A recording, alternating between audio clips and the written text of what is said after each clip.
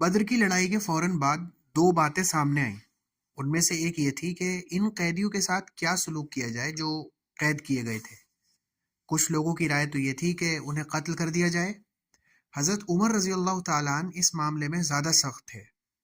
انہوں نے کہا کہ ان قیدیوں کو ان کے رشتہ دار مسلمانوں کے سپرد کیا جائے اور مسلمان خود انہیں قتل کریں۔ حضرت ابوبکر رضی اللہ تعالیٰ عنہ کا کہنا تھا کہ یہ سب اپنے بھائی بند ہیں، ان سے فدیہ لے کر ان کو چھوڑ دیا جائے۔ نبی کریم صلی اللہ علیہ وسلم نے حضرت ابوبکر رضی اللہ تعالیٰ عنہ کی بات مان لی۔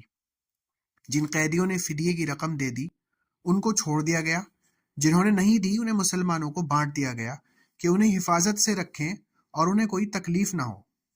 مسلمانوں نے اپنے نبی کے حکم کی ایسی تابع داری کی کہ خود بھوکے رہے اور ان قیدیوں کو کھلایا۔ قیدیوں نے یہ بات خود تسلیم کی ہے۔ دوسری بات جو اس جنگ کے بعد سامنے آئی تھی وہ یہ تھی کہ اس لڑائی میں حضور اکرم صلی اللہ علیہ وسلم کے گھر کے لوگ بھی قید ہوئے تھے اور آپ کے داماد ابو العاص بھی قید ہوئے تھے۔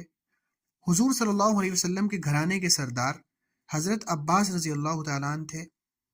حضور صلی اللہ علیہ وسلم نے ان سے فدیہ مانگا۔ انہوں نے جواب دیا کہ آپ جانتے ہیں کہ میں آپ کا شروع سے حامی ہوں، مددگار ہوں، ناصر ہوں، بلکہ دل سے اسلام بھی قبول کر لیا ہے میں نے۔ مجھ سے فدیہ مانگنا تو غلط ہے۔ آپ صلی اللہ علیہ وسلم نے اپنے چچا کی دلیل رد کر دی، فرمایا کہ مسلمان ہونے کے لیے اعلان ضروری ہے۔ اب حضرت عباس رضی اللہ تعالیٰ عنہ نے اپنی غریبی کے بارے میں بتانا شروع کیا تو آپ صلی اللہ علیہ وسلم نے یہ فرما دیا کہ آپ جو رقم گھر میں فلاں کے پاس رکھ کر آئے ہیں اس کا کیا؟ حضرت عباس رضی اللہ تعالیٰ نے ایک دم چونک گئے اور پوچھا کہ آپ کو کس نے خبر دی؟ فرمایا کہ میرے اللہ نے مجھے سب بتا دیا۔ حضرت عباس رضی اللہ تعالیٰ عنہ کو اس وقت چپ ہو جانا پڑا۔ انہوں نے اپنا فدیہ دیا اور اپنی طرف سے گھر کے دوسرے قیدیوں کا بھی فدیہ ادا کیا۔ ابو العاص جو آپ کے داماد تھے وہ خالی ہاتھ تھے۔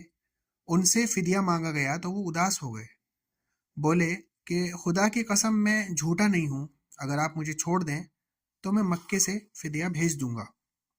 حضور صلی اللہ علیہ وسلم نے اس بات کا کوئی جواب نہ دیا۔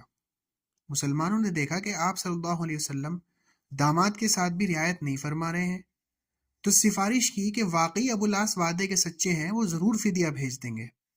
ابو العاص اس شرط پر چھوڑ دیے گئے کہ وہ مکہ پہنچ کر فدیہ اور اپنی بیوی زینب بنت محمد صلی اللہ علیہ وسلم کو مدینہ بھیج دیں گے۔ ابو العاص مدینے سے مکہ گئے، بیوی سے سارا معاملہ کہا۔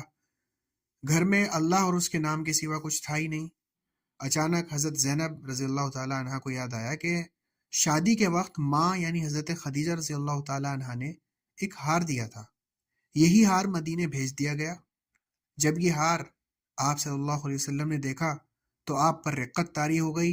حضرت خدیجہ رضی اللہ تعالیٰ عنہ کے اسلام کی اور آپ کی جو نثاریاں تھیں وہ سب آپ کے سامنے آیا ہو گئیں، آپ کی ساری یادیں آپ کے سامنے آ گئیں۔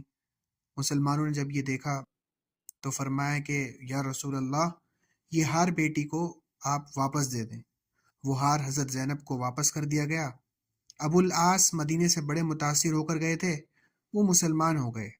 حضرت زینب رضی اللہ تعالیٰ عنہ کو انہوں نے مدینے بھیج دیا اور کچھ وقت بعد خود بھی وہ واپس مدینے آ گئے۔